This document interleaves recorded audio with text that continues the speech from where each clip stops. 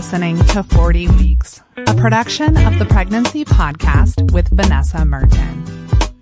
Visit pregnancypodcast.com/week for all of the 40 Weeks resources and sign up with your due date to get each episode delivered to your inbox when you start a new week of your pregnancy. Thank you for tuning in to the 40 Weeks podcast. Welcome to week 30. You are 75% of the way there.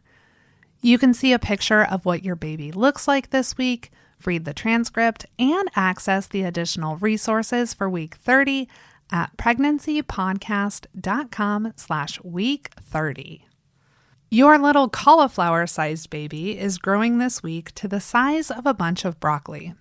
They measure 16 inches or 40.6 centimeters, and they weigh 3.4 pounds or 1.6 kilograms. Although you can only see your belly getting bigger, there's so much going on internally.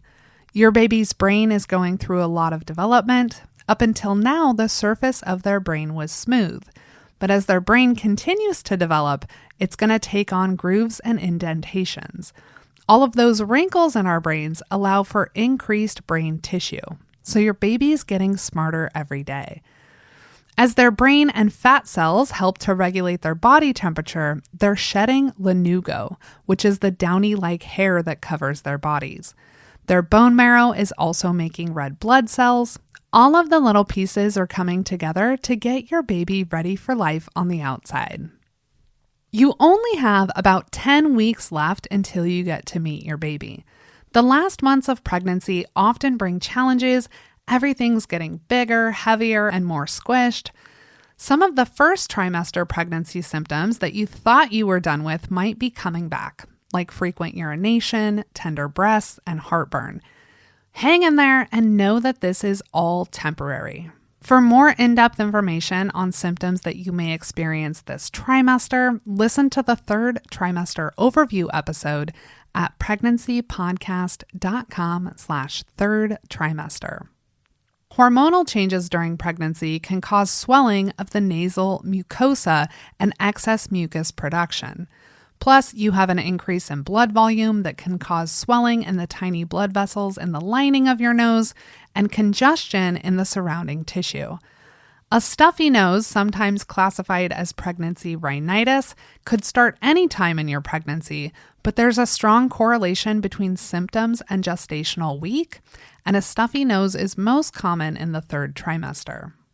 Fatigue may be returning due to hormones, increased blood volume, lower blood pressure, increased metabolism, and lower blood sugar. Not to mention that your body is expending a lot of energy to support your growing baby. If you're tired, the best thing you can do is rest. Relax, take a nap, or go to bed earlier. While you may need extra sleep in the third trimester, research shows that sleep actually decreases.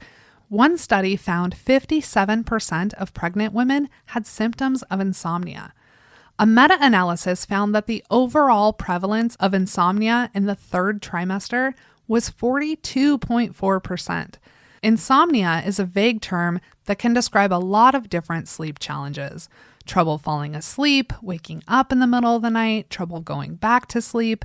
Plus, you may have issues like leg cramps, restless leg syndrome, difficulty getting comfortable, and snoring.